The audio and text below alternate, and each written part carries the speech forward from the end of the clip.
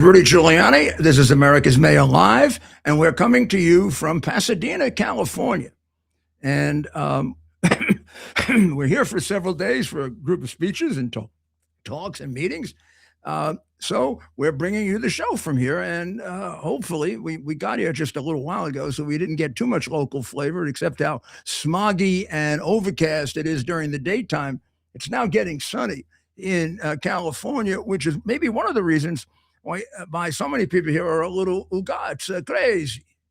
They walk around in the fog all the time. And that's why they don't remember how to fill their fire hydrants, and they don't know how to fight fires, and they don't know how to they don't know how to come back from Uganda when the city's burning down. Ghana. And you got to report back to her how the team did. You got to report back to Karen Bass how they played well, though. And I'm sure she'll be very happy to know. Ghana did great. We went to the World Cup match yesterday, and Ghana did great against England because they tied them, and England is one of the teams picked to win the tournament. And man, they frustrated the hell out of them. Now, it is true they don't seem to have any offense, but they have total defense. Really good. But you looked at the stats. I mean, I don't know. England may have had 40 shots at the goal, and they may have had 5. Yeah, they may have had 5. Now, some of the shots weren't good ones, but some of them were great ones. There was another stat that was so ridiculous. I think England had something like 18 shots. 18 shots to 2 in one period. And maybe Ghana had 1 or 2. 2. Yeah. In the second half, in the what really is the third period when they have that hydration break. It was 18. It was 18 to 2. Yeah, these fans boo the hydration break. They don't realize if the players don't get a hydration break, they're going to die on the field, particularly when it starts to get hot later on. Traditionalist, just like baseball has those type of guys. Yeah. Well, I'm one of them. Yeah. You'd be booing if they had some sort of. I'm still not sold on the designated hitters. So. Yeah, exactly. You're not alone in that. I mean, I'm not. Well, I'm not sold on it. So let me tell you a little about what's going on in my lovely city of New York, which now, I don't know, maybe you got to go to one of the Chinese cities to find one that's as communist. Mondami endorsed 3 socialist, communist. One of them two of them are members of DSA, which has got to be a subversive organization. I don't know when it's going to get listed as a subversive organization. But and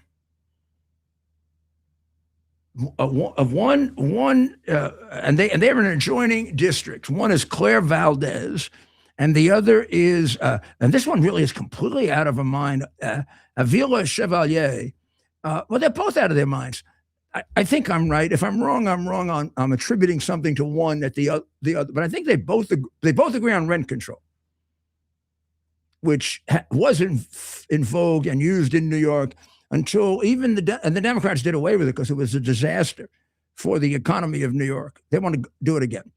Of course, why not? I mean, they want to go back to socialism and communism, which has been a disaster in 27 out of 28 places, and it's ready to be a disaster in the 28th place. So they want rent control. They want free childcare. They want free buses. They want some of them want free grocery stores. I don't know if both of them do. I think Lander, the third one, does. I'll tell you a little about Lander in a minute. I'm just talking about the 2 women now because they're members of a DSA, like Mandami, like AOC, like that one in Minnesota who's married to her brother, like the one with the big mouth that's on all the time and yelling and screaming about how terrible America is. And they're starting to grow. Like probably you wouldn't pay attention to this, and I normally wouldn't because the New York State Legislature is somewhere on the list of a RICO enterprise. I once said when I was very young and bold and probably somewhat irresponsible that I really might have preferred to be U.S. Attorney in the Northern District of New York because I wanted to see if I could eventually prove beyond a reasonable doubt that by far the exception in the New York State Legislature was an honest representative. I thought the New York State Legislature was so corrupt that with very little effort and just one good FBI undercover agent, I could wipe them out. I ended up being U.S. attorney in the Southern District and wiped out the mafia instead. I don't know. It might have been better if I wiped out the New York State legislature and reformed and became someplace. Nothing. I mean, I have nothing against legislatures, except when they're criminal enterprises. And the Democrats are crooked, and the Republicans very often live on their crumbs. Not all. I have to say about Republicans, they're crooked, but not as.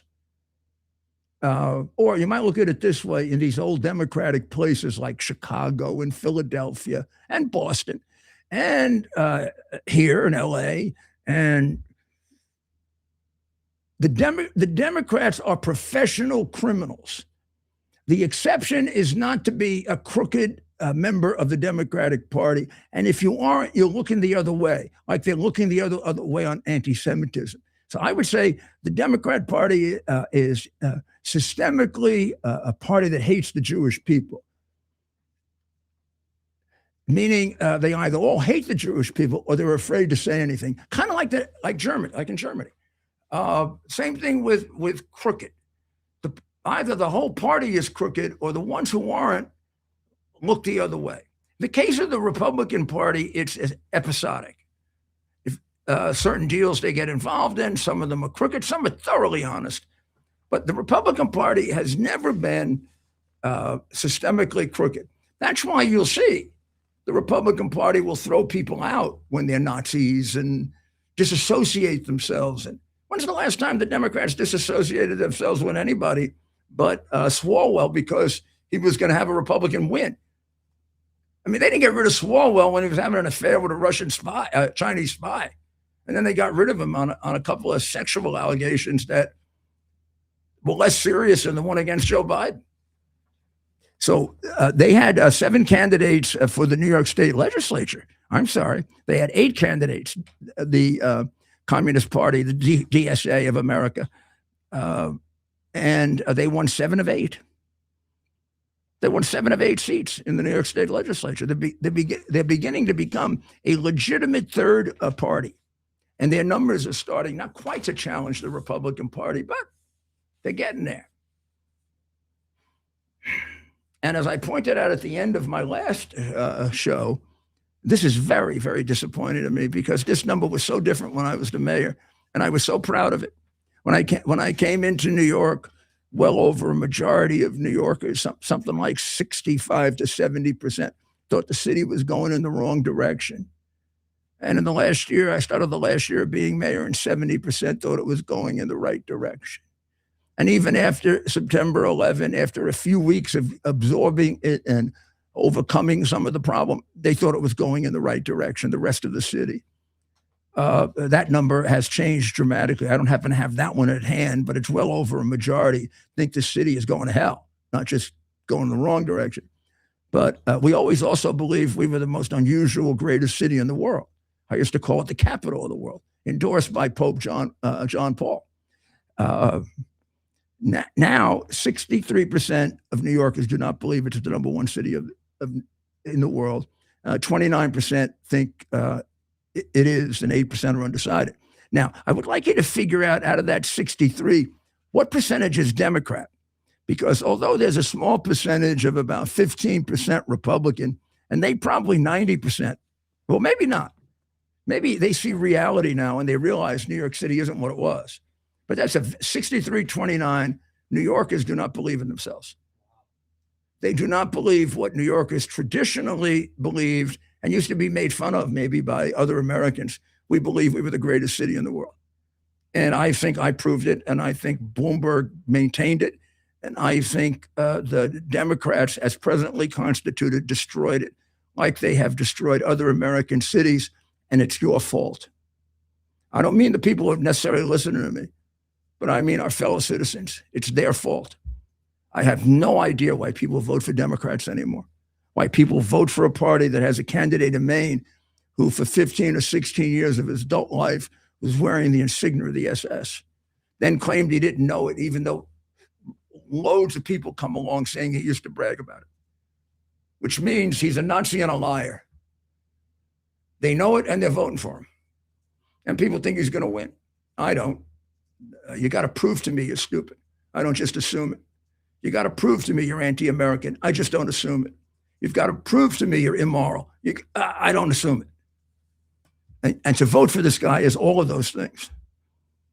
So this was a bad day. We had great people like Anthony Constantino, who I interviewed on the earlier show. Another candidate we're going to have on in a little while who got nominated. We had some good news. And it isn't so much bad news for us. In some ways, in a very not so completely acceptable way, it could be good news for Republicans. It might help us get elected. Maybe not. But it's bad news for our country, and that counts for more. There shouldn't be so many people like this who hate the Jewish people. That's sick. That's positively sick. There shouldn't be so many people who are so ignorant of economics or so influenced by Marxist trash and brainwashed that they think we should have rent control and the government should pay for everything and the government should decide everything and the government should be allowed to mutilate your kid without your permission. I'm sure they all believe that. These people are all transgender nut jobs. And they hate the country. I mean, they just hate the country. You listen to them, and it's everything but hatred. What about Robert De Niro? He can't love America anymore. Who says America loves him? It looks like he's half out of his mind now. Is he doing an imitation of Biden? De Niro? Have you heard De Niro lately? I have not. I mean, he was always a weird guy. I mean, I've met De Niro. He actually talks more now and says all kinds of crap. When I met him, he used to sit in the corner and he had this woman who used to talk for him. I thought it was like Edgar Bergen and Charlie McCarthy. You told me that. It was bizarre. No, he was like a social retard. Socially backward. No. It's not that you don't just throw that word out there, but it's not like. I don't mean mentally. Yeah. I think it's bad if you're allowed to use the word. Well, I don't know. I guess you are. But in any event, he's a guy. If you met him back like 30 years ago, I don't know what he's like now. You would say to yourself, "Doesn't he ever talk?" And then I would check with people, and it was generally said he was like a weird guy. Well, look, he's gone totally now. Well, we talked a lot about Iran on the earlier show. We're going to talk a little about Ukraine. Things are changing there, and we've been saying that for a couple of weeks and maybe 2 weeks. And even before that, we were saying in a minor way they were changing. Starting about 10 days ago, they started changing in a major way. First of all, Ukraine pulled off its biggest hits inside Russia. First one was in outside of St. Petersburg, which cut off a lot of the power while Putin was there for a conference.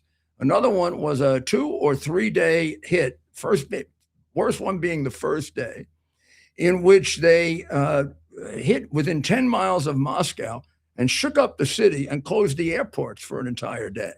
So that's going to start getting people upset about the war, which is the idea of it. And now they have been doing the same thing in other parts of Russia. They've been launching very, very intrusive drone attacks. They caused a major power outage in the Russian city of Sevastopol, and they hit other targets in Russian-controlled Ukraine, where the Russians now have military installations. And even the Russians acknowledged that it was an exceptionally large, consistent 3 or 4 day barrage of drones, showing that the Ukrainians are not out of drones, and the drones are now able to go much further distances. While they're doing that on what you would call the Eastern Front, right? And going over into Russia. Down in the south, they're making a real attempt to make Russia pay for having taken Crimea back in 2014. They're attempting to cut it off. And they're requiring Russia to put resources in to defend Crimea. And they are hitting energy. Now, they began by taking out, I'll have to go back and check, there was a report that they had an offensive to take out all 3 bridges so that technically the land bridge would be broken. I do not believe they've taken out all 3 bridges. I do think they've taken out at least one. About 5 days ago, they switched to a somewhat different strategy that seems to be having great effect. They are targeting military and energy infrastructure in Crimea and causing major outages. Now, this is a very, very important seaport for Russia. This will cost Russia even more money in a country that is under tremendous economic stress and strain. So we're going to have to see how they deal with that.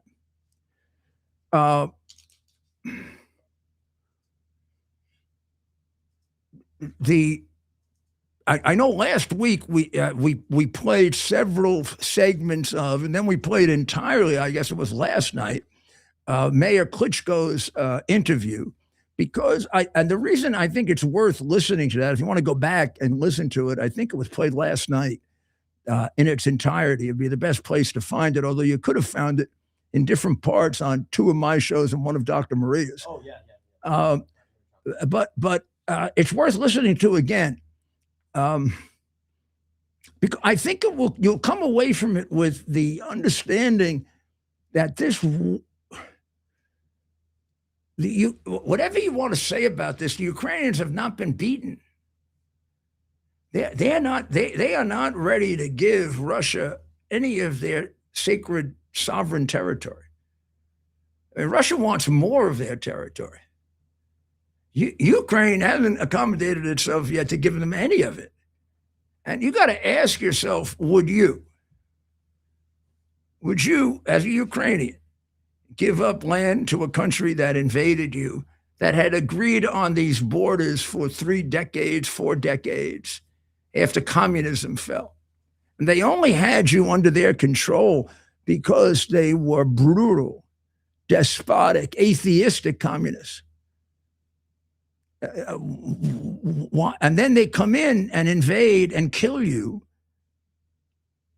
expecting to take over your entire country. You beat them back so they get no more than 20% of your country. Then they get stuck in the mud, in essence, for 2 or 3 years. And since they made their biggest inroads about in the first year and a half of the war, if anything, they've lost a little territory. Last week, actually, as Ukraine was focusing on hitting Russia and isolating Crimea, they gained back about 3 miles of territory. And maybe it wasn't even contested. I'm not sure.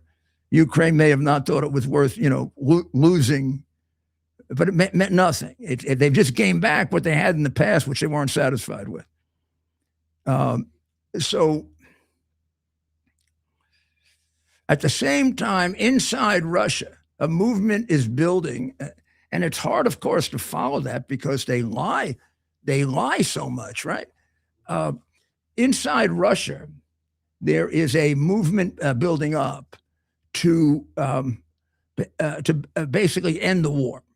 The Russian oligarchs, or otherwise known as, if you want to be nice to Russia, you call them the rich people of Russia.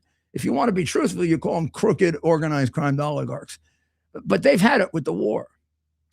And most of these are allies, or they wouldn't be in the position they're in at this point, of Putin's, and he's now turned on them.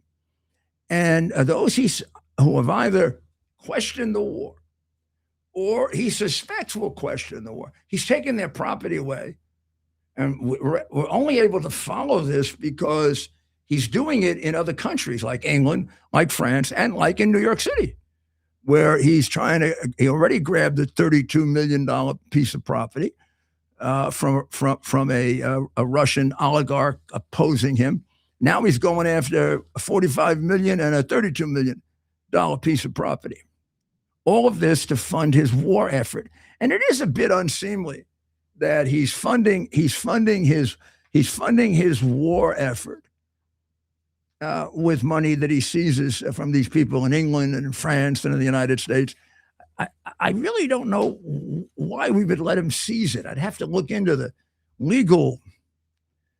I'd have to look into the legal basis for these cases a little bit better. But the way it worked for this guy, as long as he was holding the property, and I guess he's a Russian citizen, the Russian government could take it from him. But if he could sell it, and I guess hide it somewhere, which he did with one. He lost one and he saved one. So he's in the middle of a race to the closing time to sell two big ones for about 60 million. I don't have any sympathy for him. Let him lose his money. But the problem is that money is going to be used to kill innocent Ukrainian people. And make no mistake about it, the Russians go after civilians directly, unlike the Israelis, unlike the Americans. So that money is going to be used to kill civilians. If you're wondering about Iran, we're in a very, very good position in this sense. I think we have now accomplished what President Trump was concerned about and had to stabilize before he could move on. And move on could mean to say you're not doing regime change and do it. Which is the way we usually do it. He was worried that the economy of the world would be put in free fall if this thing with the Strait of Hormuz continued until the other countries, including the Arab countries, develop alternatives. Now, Saudi Arabia has developed an alternative to the Strait of Hormuz that'll probably have them independent of it in 2 years if they're not independent of it already. The Emirates needs more time. If they could both pull out of the Strait of Hormuz and they would help Bahrain come along with them. See, all the countries we really should care about would be taken care of. I mean, I don't know what side Qatar is on, or Qatar, or Cuba Duper. I mean, I work for them. I did a lot of good work for them. I'm proud of it. The emir at the time was a very good friend of the United States. I realized when the new emir came in that he wasn't. And then when I took on a project for Bahrain, they told me I couldn't do it because Bahrain was too close to Saudi Arabia. Well, what do they care? Saudi Arabia is an ally. Bahrain is too opposed to Iran. That's what it is. And I figured that out. And I told them to stick it up there, fat, you know what. And I felt very bad because I like the father. But this new regime in Qatar, which is now 10 or more years old, is a different story. I do not know if you can trust him, even now. I know the president does, and I know the people around the president do. But this is an area where I'm just relying on my own experience. And I guess I don't like it when people tell me who I can't work for, because that country is more loyal to the United States than the country telling me that, it turns out. And that was not true when the old emir was there. It was true when they overthrew him, took his title away, put the son in, and the prime minister who double-crossed him, and I think one of his wives. I don't remember. Well, the president has got the economy pretty much where he wants it. He's got the stock market up. He's got jobs growing. He's got, so far, the gasoline prices since he reached this accord have gone down 14%. He's got it well below $3.90 now, except here in California where it's probably $100 a gallon because of all of Newsom's taxes. Right. There's an expectation by analysts that it'll get below $3. Please, if you listen to me in California, everything is different because you live in a totalitarian state where the legislature eases the penalties for pedophiles. Who in the name of God would ease penalties for pedophiles? Who? Russia is now resorting to doing to their original strategy. Their original strategy was to get themselves into, what they really want to do is take Kharkiv and Kiev, and they failed to do it.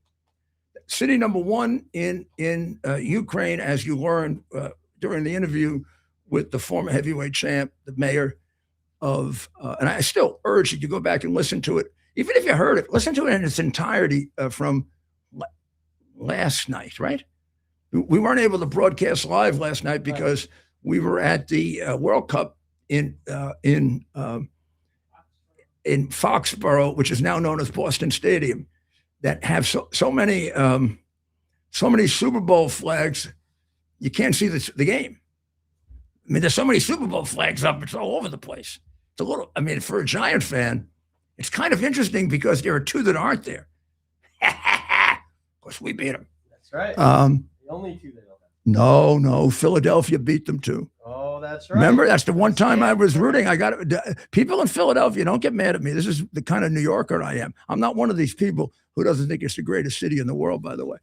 Except, with Mondami there, it's a temporary. See, I'm not like the Democrats. I'm not like God's crazy Danupo. I love my country. Even when Biden was the president, I felt sorry for my country and wanted to help it, but I loved it. And I still love my city. I feel even sorrier for that. This is terrible. Right. I can't go anywhere. Even coming here to California on the plane. And if there isn't one, there are 5 to 6 people that come up to me and tell me, Mayor, you must feel awful. What? Or they'll say, what happened to your city? And I'll say, gee, I don't know. They got brainwashed. What am I going to tell you?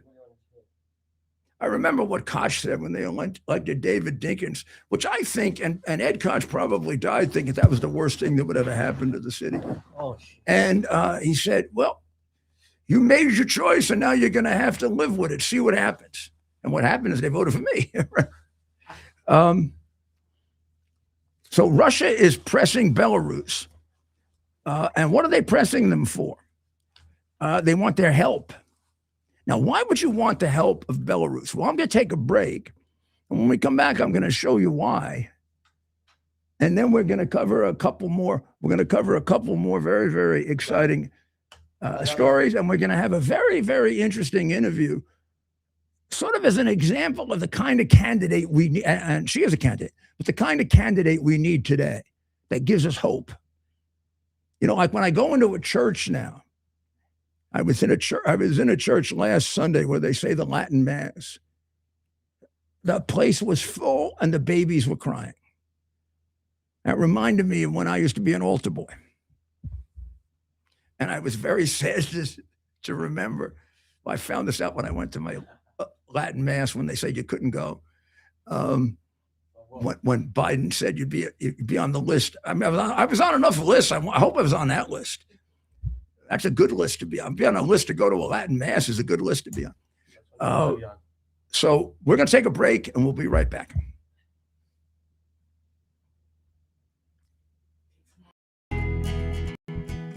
Here we are, pretty much at the beginning of the process here at this pristine, I call it a laboratory. It's not like a factory, it's like a hospital. This is the beginning of the process for roasting. Deep grain, very good quality. Most people don't use this quality. We deal with small farmers because we like to know who we're dealing with. They give us the highest quality, all organic, non-GMO. You should know all Arabica beans. No Robusto, all Arabica. They're going to go into the roaster and it'll get roasted for about 20 minutes or so.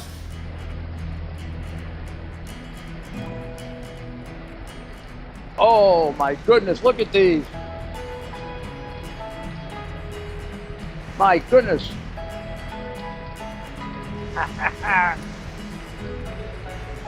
You're going to want to specially order these.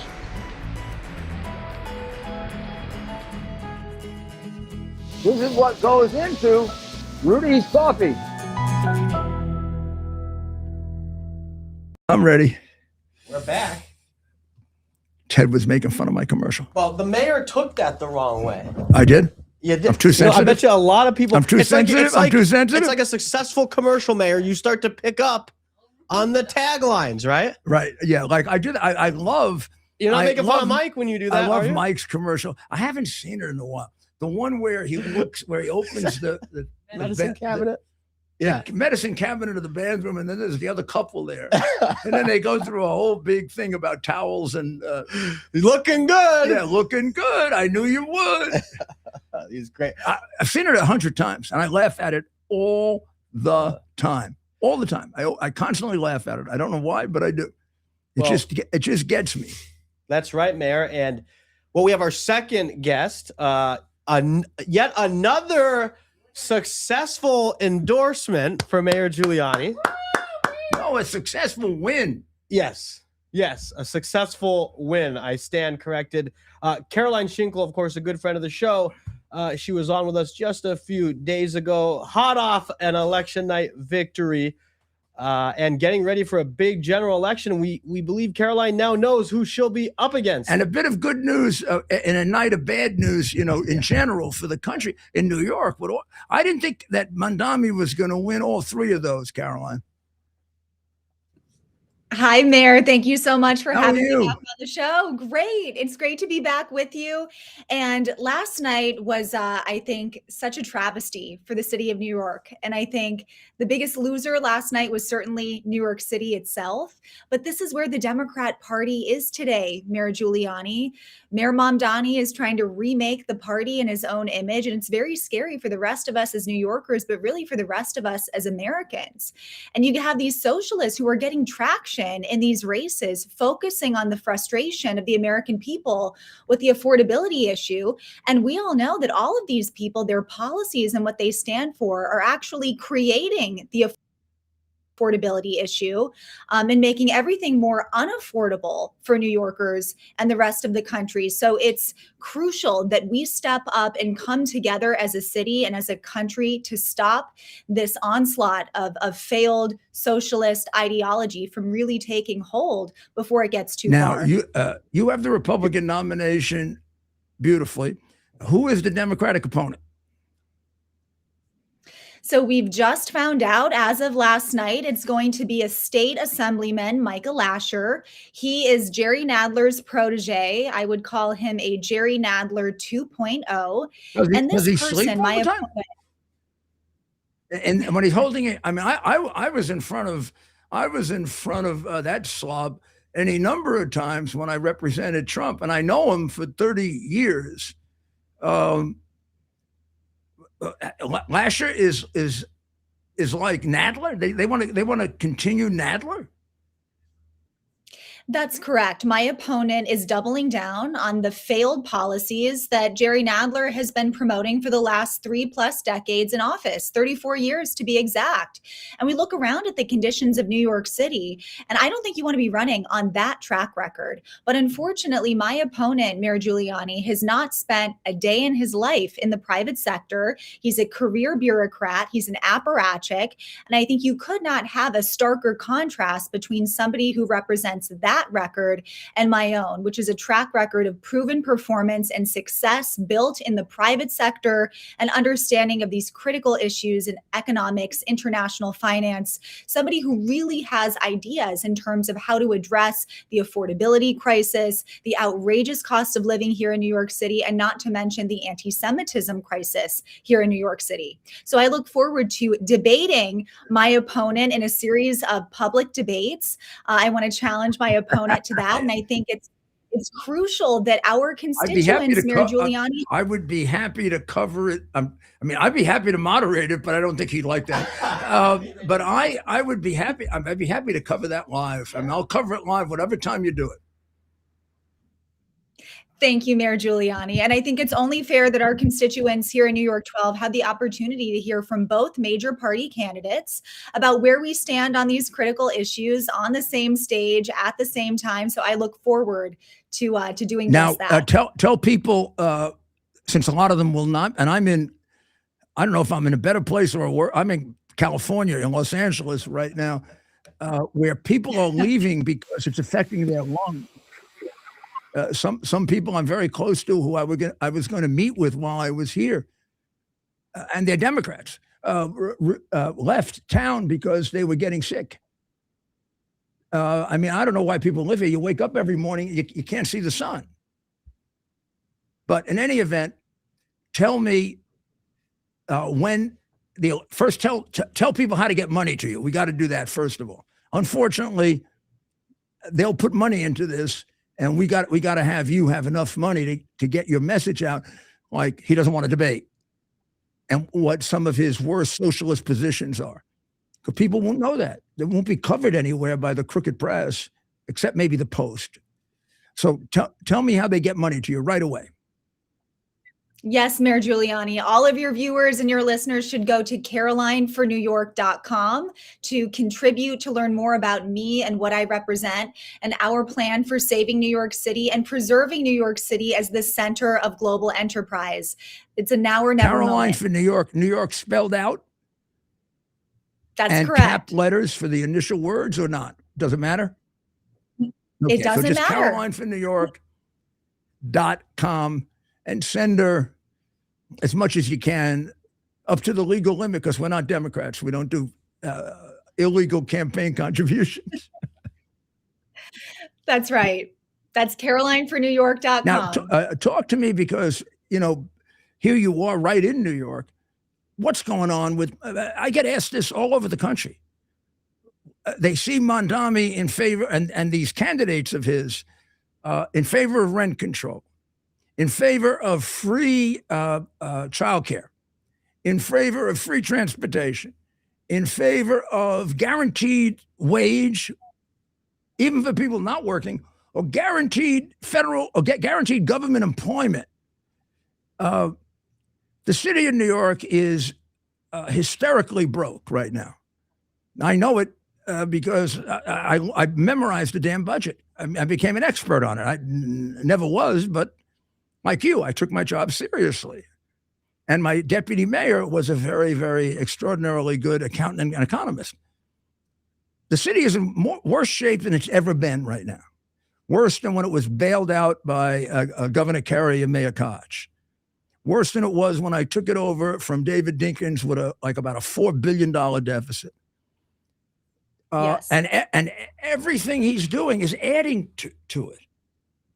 Now, people don't realize that New York City is funded by bonds. So every time the deficit gets worse, it doesn't only mean you add that to it. You pay more money out on the bonds, and so the deficit gets increased twice. It gets twice for the actual loss of income, and then for the additional money you have to pay on the bonds. So it's a circle that leads to higher taxes again. That's right. Everything, therefore, that I can see leads to more of that. Plus, they're against the police, either defund it or reduce it. They're against the military. And New Yorkers are smart people. And your district is particularly well educated. So we really we got to try to get to them. I think it's possible. It's so critical, Mayor Giuliani. And yes, it's very much possible. And I look at this race as more than a congressional race.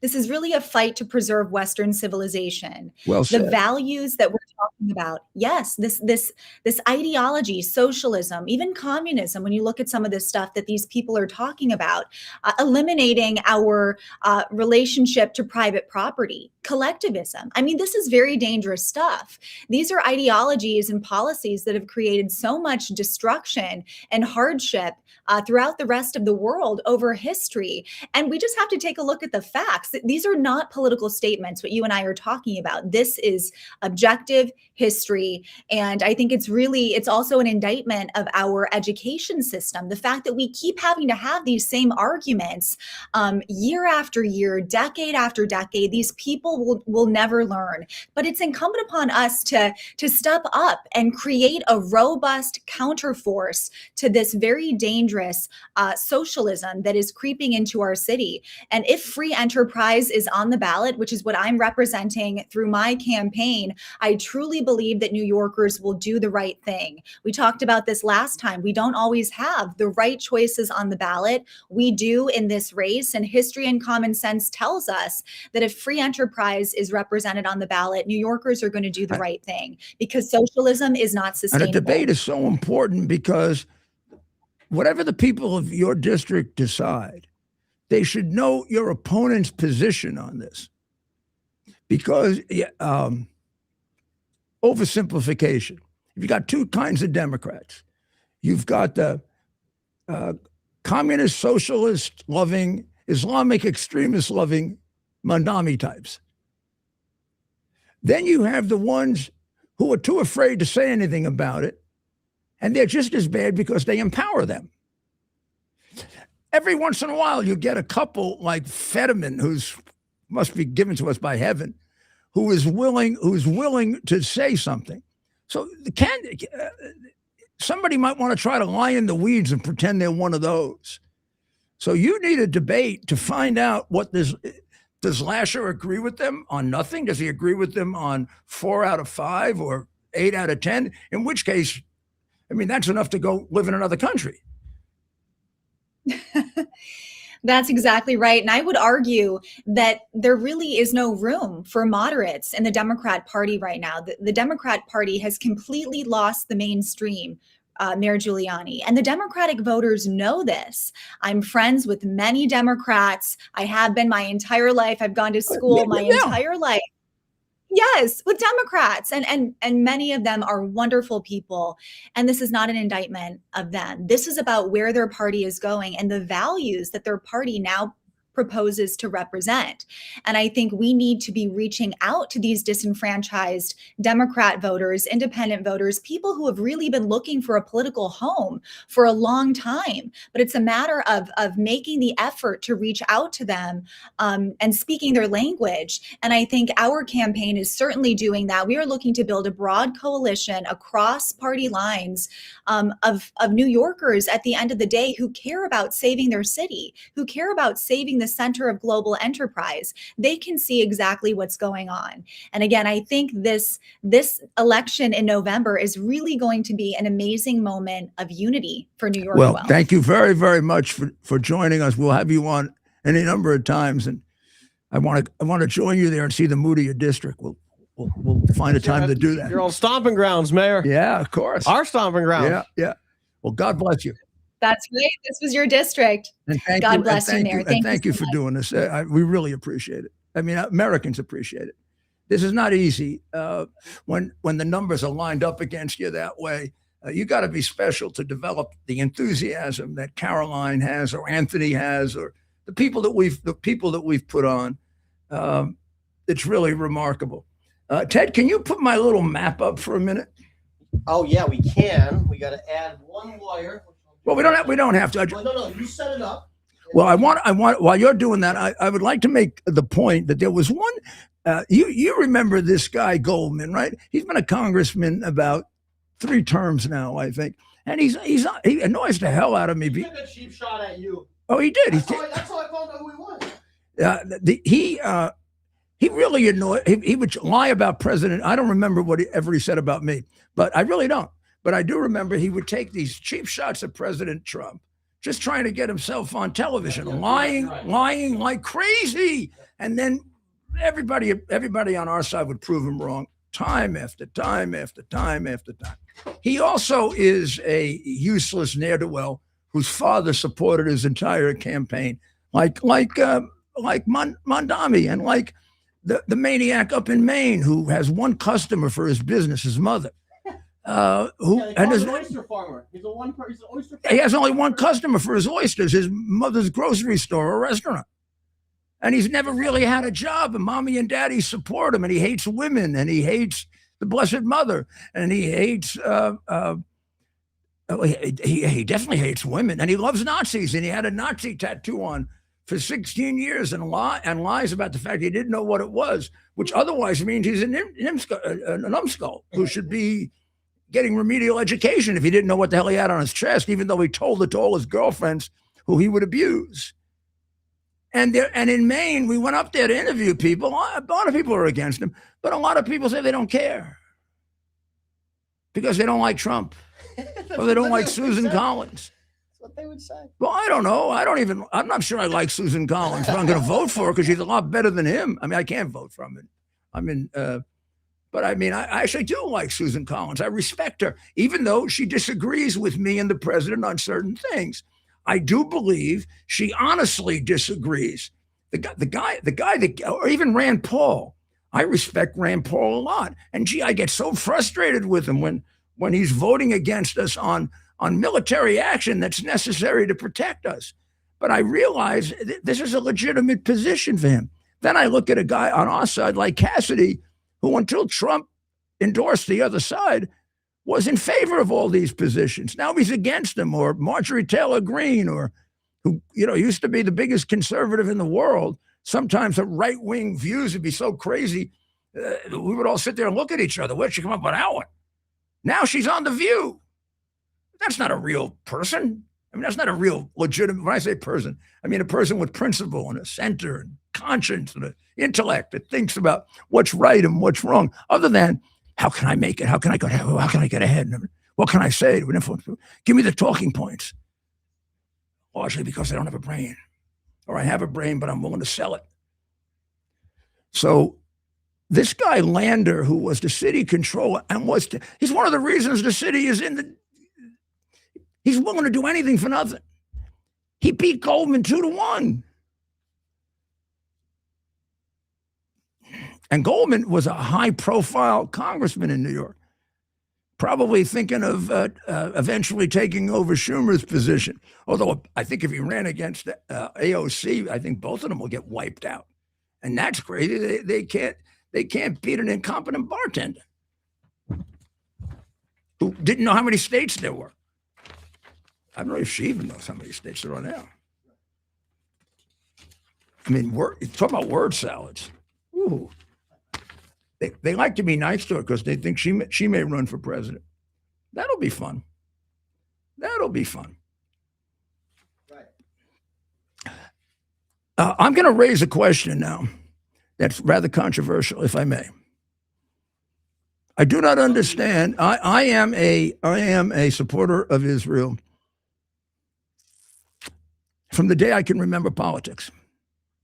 There never has been a day of my time in politics, both as a very interested young person, a very interested student, a very interested lawyer, a very interested assistant U.S. attorney, lawyer, then chief of staff to the deputy attorney general, on and on and on. I began as a Democrat in a family that was Republican and Democrat, and I chose Democrat originally. I changed because I was exposed to both points of view. And I became an independent, and then I became a Republican. And I've been a Republican now, so my bona fides, I think, are pretty strong. I've been a Republican now for 30, 40, 56 years. And I've probably campaigned more for Republican candidates than anyone than maybe Donald Trump all over the country. You probably don't know that, but from the time I stopped being mayor, I mean, I just was on the road constantly for Republicans. In 2010, I think I did 60 or 70 speeches and ads for Republicans. I do not understand. I do not understand. In my time in politics, there's one thing that has never even altered this much, and that is my respect and my love for the state of Israel. I'm more than happy to say that. I'm more than happy to say that because of my knowledge of history and the tremendous sin of anti-Semitism. You talk about the sin of slavery. This is even a broader sin, although the sin of slavery affected most of the world and was greater for some other countries than America. Not that ours wasn't great, but the Muslims, and you compare the Muslims to the West, and the Muslims much worse and carried it on much longer and never had the movement toward freedom. They still don't. But in any event,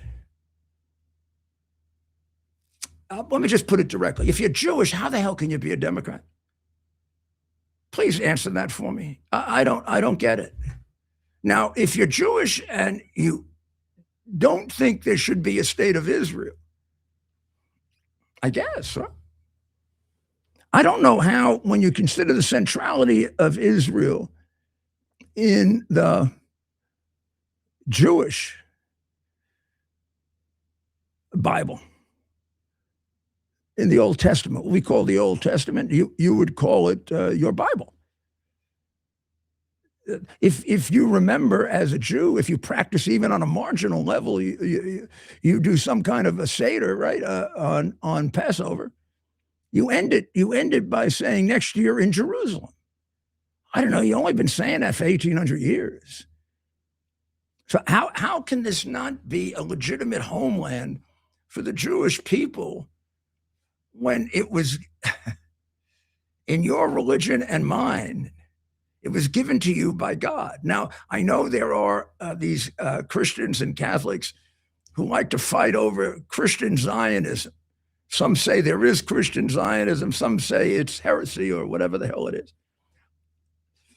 I don't know. They're overcomplicating it. It's like the split in the Orthodox and Catholic Church, or within the Orthodox Church itself. It's over like a little, whether you want to call it Zionism or not, according to the most sacred book of the Jewish people, Jerusalem is the homeland of the Jewish people. Now, others may not accept that. Others don't accept a lot of homelands. In fact, most homelands have been contested over history. Right? I mean, it took a long time before England was the homeland of the English people. And an awful lot of Vikings contested that, Celts, Romans, pagan tribes from Europe, invaders from all over. It became the English, it was the home of the English people. Well, there's probably no better recorded long-term homeland and Jerusalem and Judea, Samaria, as the homeland of the Jewish people. So as a Jew, it's hard for me to get, it would be hard if you were Jewish and I told you I was Christian, but I didn't believe in Jesus Christ. You'd have to say to me, what the hell are you a Christian then? Isn't that what it means? Christ, Christian, Jesus Christ. Maybe I'm one of those Christians who believes in a human Jesus Christ. That would be terrible. It would be heresy. It would make the Bible a complete lie. But I guess you'd call yourself a Christian. I wouldn't. But suppose you didn't believe in Jesus Christ at all. It's just they just made him up. I like to say I'm a Christian because what they made up is actually pretty nice. Well, you're not a Christian. Well, I don't know how you're a Jew if you don't accept the centrality of Jerusalem as the center of the Jewish religion and Jewish life, the temple. Okay, that's one thing. But then when you listen to these animals, they go way beyond the political issue or religious issue of Jerusalem. They hate the Jewish people. They hate them. Why did they throw Goldman out of a place of public accommodation? And nobody in the Democratic Party raised the fact that that's exactly what the civil rights movement was all about. They forget the Woolworth in the South, that the people were thrown off the counter. The Supreme Court said you can't discriminate in a place of public accommodations.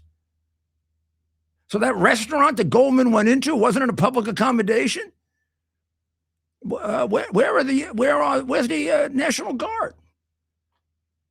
If I were him, I'd go back with the National Guard and make them put me at my table with a big Jewish thing over here. In fact, I don't even like the guy. I never did. Ted said he attacked me. I don't remember. I want to double check. Okay, double check. I don't remember. I usually remember when they attack me, but not that much. I've been attacked so much I can't remember. But I'm sure he doesn't like me because he hates Trump. But in any event, I don't care what he said. Forget it. I will go with him to a restaurant in New York, that restaurant in New York, and I would ask a civil rights division to send us agents to protect us so that we can assert our right to public accommodations that was guaranteed for the American people. And if it's guaranteed for the American people, it's guaranteed for American Jewish people, damn it. Whoever threw you out had no right to do that. And let's sue them for violating your civil rights. You got to stand up. Yeah, that's for And I feel, I mean, you're going to say, well, why are you doing this? You're not Jewish. Yes, I am. I am. I feel like I am, damn it. I feel like I'm Jewish. In fact, someday I'll tell you the story of where it's recorded that I'm Jewish. Love that. Incorrectly, but still recorded that way. But in any event, maybe it's the years of being mayor of the largest Jewish city in the world. Maybe it's having as an assistant U.S. or the U.S. attorney much earlier, sending 2 Nazis off to their rightful punishment after 30 years of avoiding it. Maybe it's going through the records of how they killed 32,000 people, half of them Jewish. Maybe it's going through listening to the insanity that there's a blood libel, because in some versions of the gospel, I think correct versions, the people at Jesus's trial, when Pilate said, I leave it up to you, said, kill Jesus, not Barabbas. And then they said the blood will be on us and our children. Like they can do that. Like those people can pass down a curse for 2,000 years. What are you, some kind of sorcerer? You believe in passing down curses? Well, then you're not a Catholic if you do that. When I learned in grammar school from the nuns about the pogroms in Eastern Europe, in the Catholic and sometimes from the Orthodox churches, I was humiliated. I was a very, very strict Catholic. I wanted to be a priest. I was embarrassed that Catholics acted that way. The Catholics I knew didn't. The Catholics I knew accepted other religions. We thought we were right and they were wrong, but we thought they were very good people. And in the case of the Jewish people, we thought we owed a lot to them. So we got to stand up against anti-Semitism. And if you're Jewish, please contact me. And even if you're not, if you really want to see if we can put something together to really stand up for the Jewish people. I don't think Goldman's got the couillons to do what I want, which is to go back there with enforcement. But I would be happy to go to the Justice Department with him. I would be happy to accompany him. And if they throw us out, they have violated the Constitution, the laws of the government, whose 250-year celebration is coming up very shortly. Now, this is a great time to tell you, go to stickamule.com. Use promo code Rudy at stickamule.com pro. Right? /pro. stickamule.com/pro. And then promo code Rudy. The mayor's holding up an American. And this is just one flag of many. But, it's and you see the ahead of July 4th to the get bunting behind us, which we put up here in Pasadena. I don't know, maybe the only flag in California. I'm not sure. American. It's not a flag. It's a bunting. I think we may even have a flag with us. I think we should go out now. I think we should go through the streets like into a bunting. like Joe the Box. We should have bought Joe the Box flag. Right. We're all on the West Coast now. It is funny. It's like, all right, Boston, no. New York, no. Los Angeles. But okay. we were in, think about it. We were in Boston. We would go from Boston to Los Angeles. And we did our shows. We all did our shows. Dr. Mayor did her show. Mayor, I'll only talk. Mayor 2 hours ago. We still have a whole night, I guess. We went from one mayor that will only talk to black reporters, and now we go to a mayor that can't fill fire hydrants. Well, we can fill her in on. Did you bring? By the way, did you bring extra water with you in case we have a fire? No, but I brought or dirt. We have here. Some of our California friends had to throw dirt at their fire. We saw it. We had him on the show. If we can get to Spencer, we'll want to talk to him. And Steve Hilton's out here. Exciting candidate. Let's see if we can find him for governor. Well, I apologize to the rest of America that the people in New York voted for those communist, Islamic, extremist-loving, anti-American creeps. I did want to point out, I may go into more detail on this if you think so, but the some of the people who attacked the ICE facility. Let me see if I can get this for you. The ICE facility in Texas was sentenced up to 100 years in prison because they hurt people and destroyed property. But I mean, a real sentence, 8 of them got real sentences of 30 and 40 years. So keep away from ICE property. Yeah? There's nothing about ICE that makes you allowed to burn it down or to beat up their agents or to interfere in their right to make an arrest. In fact, if you do, you might get killed. I was about to say good. However, we don't know the cases, and it may be sad. There may be a number of these people who are just being used, right, as tools and get caught up in it. And now they're weak-minded human beings. Now they're sitting in prison, and it's just absurd.